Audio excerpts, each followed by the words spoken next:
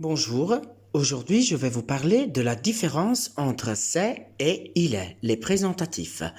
Allora, questa cosa è una questione, questa è una questione appunto che dall'inizio del percorso viene un po' posta, quindi è giusto cercare di specificare l'utilizzo di se e il è, che non è sempre...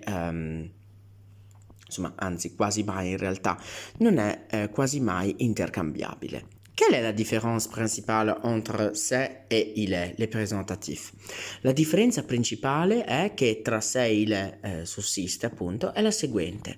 Se, e quindi il plurale ce sont, appunto vi ricordate, si utilizza in presenza di un determinante. Poi vi spiego che cos'è. Mentre il è quando non vi è questo determinante. Un determinante può essere un aggettivo possessivo, un articolo, qualsiasi cosa che vada a determinare il sostantivo.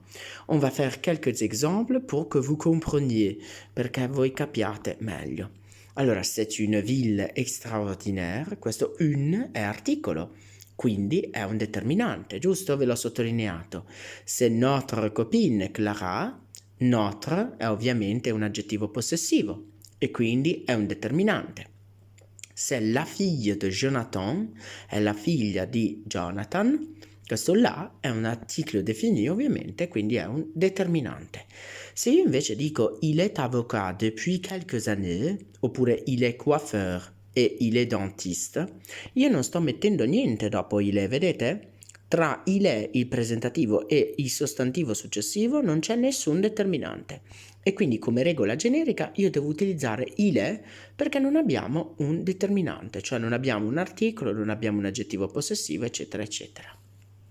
Quindi non c'è solo questa distinzione, andiamo a vedere nel dettaglio. Allora, se si utilizza però con semplici aggettivi, quindi ad esempio c'est formidable, c'est bien, c'est super, c'est clair, ecco, c'est bon anche, è buono, no? Ecco, dipende un po' che cosa vogliamo dire. Vedete, è molto molto francese questa cosa, c'est formidable, c'est impeccable, eccetera, c'est parfait anche, ecco. Con un nome proprio, c'est Luca, c'est Stefano, c'est Sophie, c'est André, insomma quello che volete, Quindi con un pronome tonico che conosciamo, ecco, quindi abbiamo c'est lui, c'est elle, c'est moi, c'est eux, c'est nous, eccetera, eccetera, cioè è lui, è lei, sono loro, siamo noi, eccetera, insomma, tutte queste cosine che sono molto molto chiare.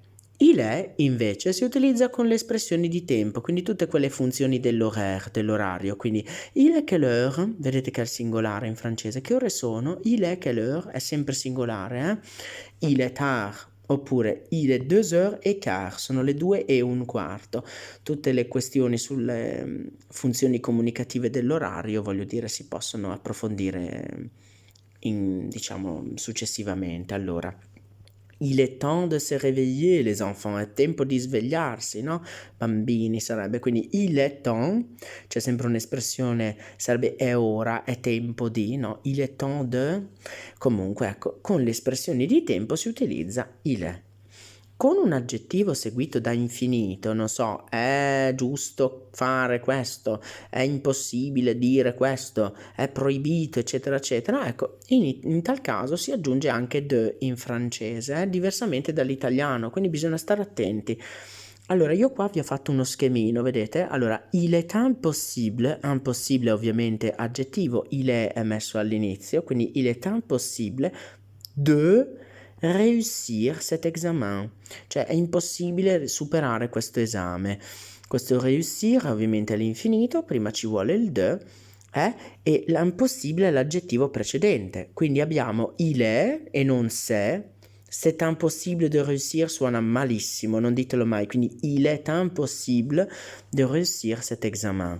Poi il est interdit, che vuol dire proibito, il est interdit de fumer ici, è proibito fumare qui, quindi interdit aggettivo, fumer è infinito, in mezzo ci mettiamo un bel de, quindi mettiamo il è all'inizio, quindi è proibito fumare qui. Vi ho messo qualche esempio, ok? E adesso lo proviamo a leggere insieme. C'est votre chien?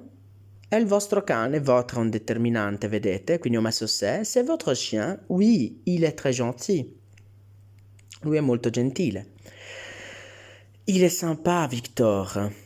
C'est un ami à moi. C'est un ami à moi significa è un mio amico. C'est un ami à moi, quindi un è un determinante, quindi ci vuole per forza c'est, vedete? Aujourd'hui, c'est le jour du contrôle de français. Oggi è il giorno della verifica di francese, quindi abbiamo c'est le jour, questo le è un determinante, c'est è ovviamente il presentatif singolare che va utilizzato. Non potrei mai dire il est le jour du contrôle, è bruttissimo, quindi c'est le jour. Poi c'est le prof Guagnini qui arrive. È il prof Guagnini che arriva, no? Siamo tutti nel corridoio e insomma, ecco, importante. Allora, attenzione, allora se le prof abbiamo le come articolo e quindi determinante, dovrò per forza usare in questo caso se e non il è. Spero di essere stato chiaro, in realtà ci sarebbero molte eccezioni, molte cosine da vedere, ma possiamo approfondirle in un secondo momento. Au revoir à tous.